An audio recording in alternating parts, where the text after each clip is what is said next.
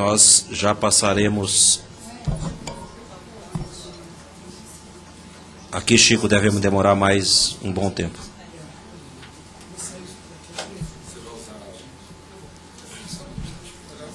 Não, senta aqui, Edson.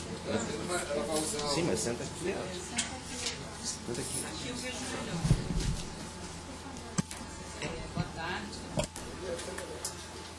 Boa tarde a todos e todas. Obrigada pela possibilidade de apresentar um pouco da história do Horto, que remonta ao século XVII, e é muito difícil falar de 300 anos. Por favor. Sim. Obrigada.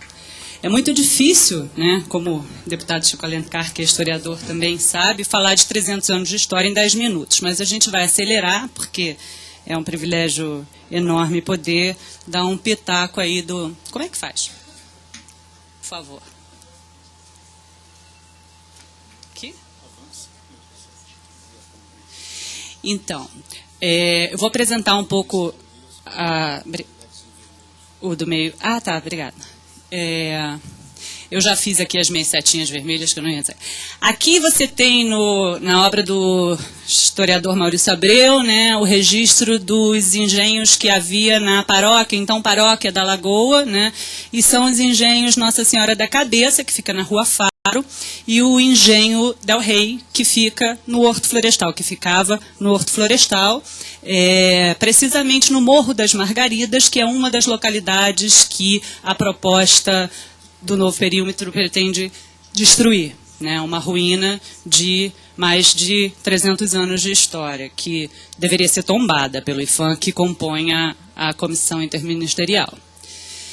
Daí o Horto, então, ele foi engenho de açúcar, ele foi fazenda de café imperial depois, que é onde a sede era onde é o solar da Imperatriz, que ainda está de pé, foi restaurado e hoje comporta a Escola Nacional de Botânica, e que foi passada ao Jardim Botânico somente em 95. Isso é muito importante também de ser dito, né? Porque se justifica um perímetro como se, historicamente, né, tudo aquilo fosse o Jardim Botânico, e na verdade não é isso.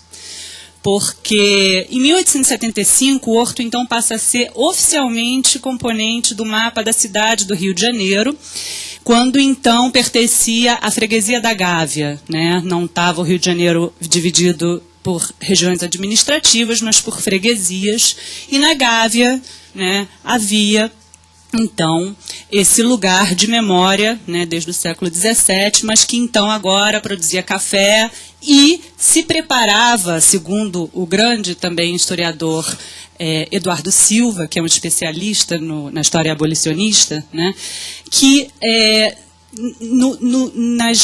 na ocasião da abolição, né, e da proclamação da República, o Horto era o Morro das Margaridas, aquele mesmo lugar que foi o engenho a sede do engenho Del Rey, passou a ser um mocambo, né, um reduto, um abrigo da resistência negra, dos escravos, né, africanos. Então, o Horto também aí tem uma importância histórica no que diz respeito a uma história da resistência negra, do quilombismo no Brasil, e a Fundação Palmares apoia, né, a causa do Horto. Então, temos a Fundação Palmares e o IBRAM apoiando oficialmente o Horto, né.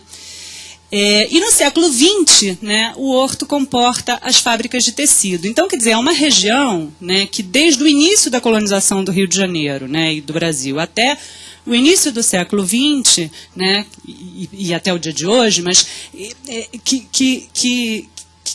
quer dizer, que foi lugar de todas, né, as atividades econômicas, né, mais importantes e que tem, como sempre, os moradores, né. Esse aqui é o perímetro do Jardim Botânico em 42. Né. Esse mapa ele foi extraído de uma publicação oficial do Jardim Botânico. Né.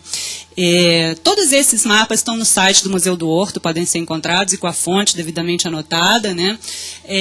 Essas duas setas vermelhas são aqui, né, o Morro da Gávea ali. Aqui é onde ficava um antigo portão, que eu vou mostrar a foto já, né?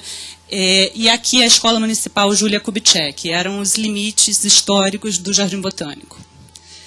São mapas de 85, mostrando assentamento consolidado da comunidade, isso tudo é área do Horto. E esse portão é o que havia, né, nos anos 50, e essa é a ruína do portão que fica ali bem atrás da presidência do Instituto. Tudo que foi construído, né, daquele portão até a comunidade foi, desculpa o trocadilho, mas é inevitável, uma invasão do Jardim Botânico. Aqui você tem a primeira turma de alunos da escola Juscelino Kubitschek, que foi fundada pelo próprio presidente Kubitschek em 61, e as casas do Caxinguelê já estavam ali. Já estavam. Não foi invasão. Já estavam ali, historicamente, consolidadas, e a escola, inclusive, foi construída porque as crianças que ali moram, né, precisavam estudar. A inauguração, a fachada original. Isso aí para dizer que, eu fiz uma tese de doutorado, né, sobre a história do Horto e usei, obviamente, todas essas fontes de pesquisa, mas para dizer que o mais importante de tudo é a memória social dos moradores, né, aquilo que é patrimônio imaterial. O que eles sabem, o que eles contam, o que eles apresentam de documentação, né? É uma colher escrava, é um machado não sei de onde, achado na floresta, as marcas do homem na floresta, né, como vocês dois bem diziam, né, que a floresta sozinha não faz muito sentido, né?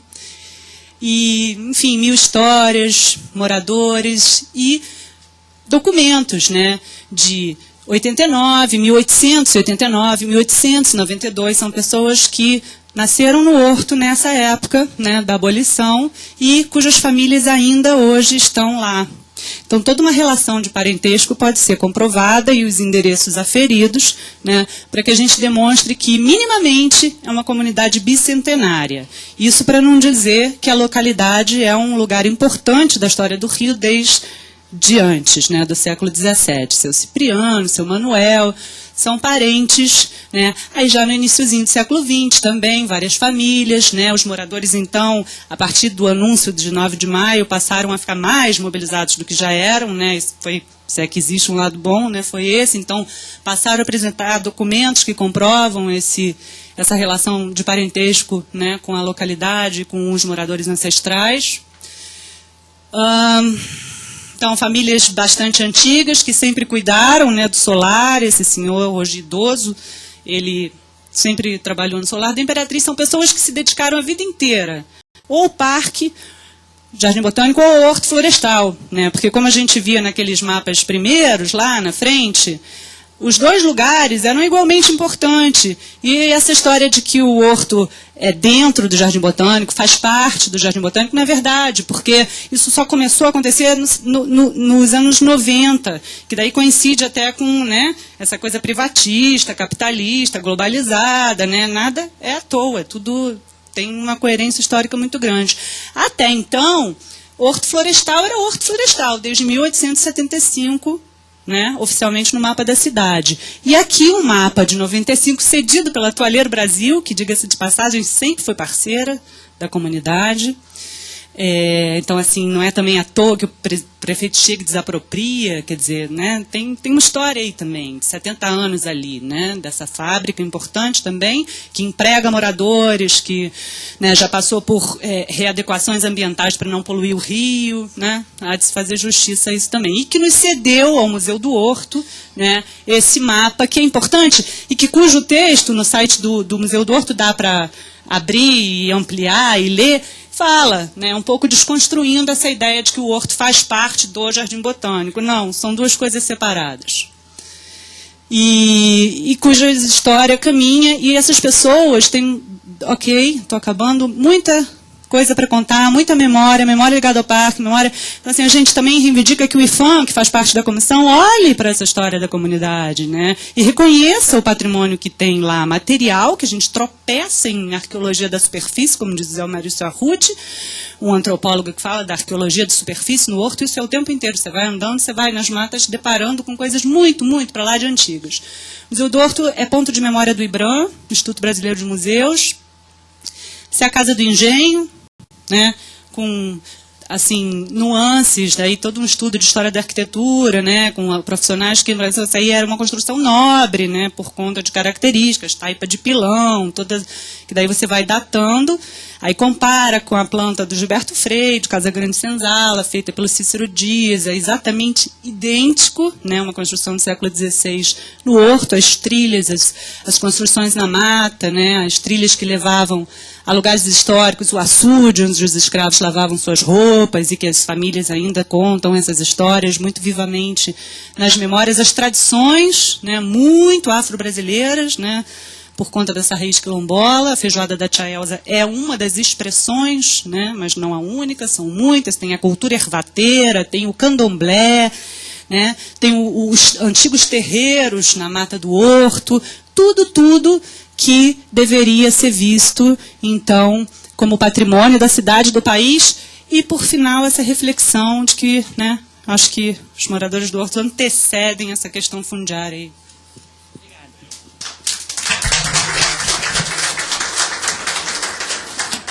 Obrigada, diretora.